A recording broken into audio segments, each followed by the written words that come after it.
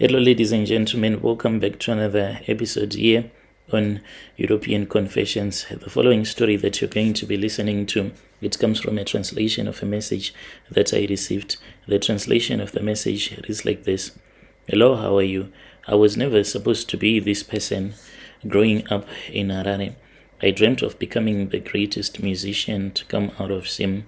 So we used to do some street battles, me and my friends. At that time, I still remember that was when people started going to South Africa. So they would go to South Africa. They used to buy some soap, which was green bust soap called Ilangeni, as well as some cooking oil. So then they would bring the soap as well as the cooking oil in bulk. So my job was to offload the soap as well as the cooking oil. Life was very difficult, I do not want to lie. After a hard day at work, then I would go to this other small music studio. Then I would try to record some music. For music was my first love, and I was willing to sacrifice anything for it. But dreams, they do not pay the bills, and reality often has a cruel way of humbling you. For years, I chased the impossible. I tried to pour my soul into music and thinking that people were going to listen to my music. That was when I found myself being in South Africa. Then I heard that there was this other place where some hip-hop artists, they were going there. And I went there and I started singing my music. So people did not even bother to listen to my tracks since I was not local and I was doing my music in Shona. It was really terrible because I had paid some money to be part of that battle. So I then thought that it was far much better for me to buy my own equipment. I remember clearly I went to this other shop called Dakota and I bought my recording equipment and I returned back to Zim. I tried it all, producing my own tracks, playing at local bars, recording demos and making everyone to listen to them. But I felt as if I was not talented enough. That was when I met another guy. So this guy that I met, he was also someone who was just struggling in life. And he told me that he wanted to return to South Africa. And him going to South Africa, he said, I'm not going there to work. I'm just going there to do some rituals. And if he was going to be successful in those rituals, he was going to come back as a rich man.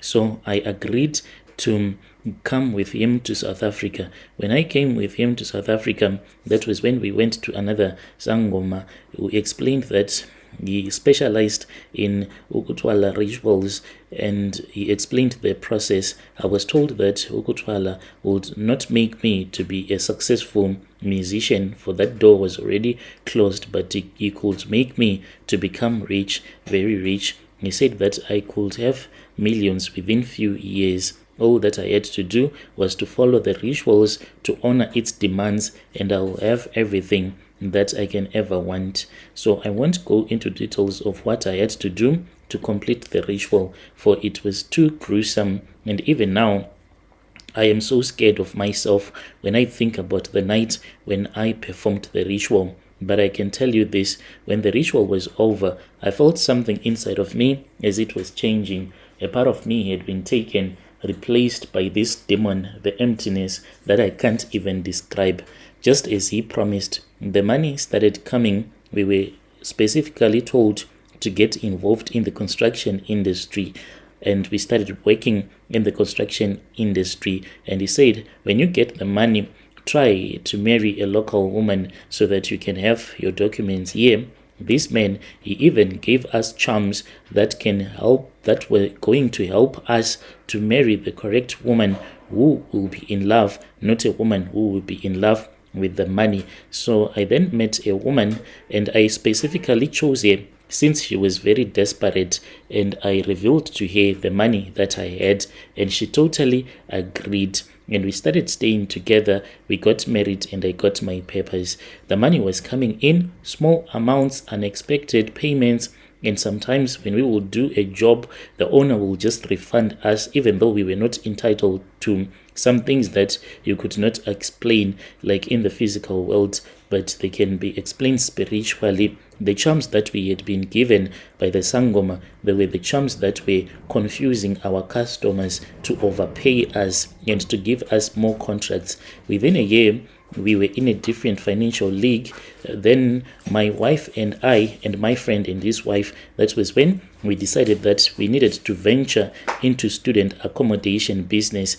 I cannot tell you the place where we have our estate. I cannot tell you the place where we have our student accommodations because it might affect our business. So on my own side, the money that we have been making alone from that business, it is close to over 5 million that we have been making. Me and my wife, we really enjoy life. Like, she's a woman who loves shopping a lot. She loves to wear designer clothes. We even have a very beautiful house. But what my wife and my friend's wife do not know is that these Ukhutwala rituals that we got involved in, there is a price that we have to pay. So me and my friend, we have another house. We are renting this house in secret. There are times that we go to stay there because that is where our altar is. We only stay there. This will be after we would have gone back to Zim, then we travel back to South Africa. Then when we return to South Africa, we have to go straight to that house. Me and my friend, we will be having some condoms, and we go and we throw the condoms into the altar. I have my own altar in a separate room. My friend has his own altar in another room. As for the landlord, we made a deal with him. We told him that even though we do not stay there, but there is no one who is supposed to enter into our apartment without him notifying us. Even if it happens that there is a break-in in there, yes, it won't happen, since our tokoloshis, they are the ones that protect that apartment. So that is where we do our worshipping, as we will be speaking with our ancestors as well as our tokoloshis, for they feed on our semen. So what happened was that 3 months after our first million, we then got a call from the Sangoma, and we were told that we were supposed to return back to his house. When we went there, that was when we were told that after each and every 3 months, we have to sleep with a mad woman. This is the reason as to why me and my friend constantly, we always have to fly back home. This is what we do when we return back to Zim. After 3 months, we fly, but we have our driver that will be waiting for us when we return back to South Africa. Because we will be having our used condoms, then we cannot return back by flight. So we choose to drive. It's not illegal anyway, is it, to keep your used condom. So we usually patrol the streets in Harare, as we will be looking around for any mad woman. If I find my own, then I will propose love to her and promise to buy food for her.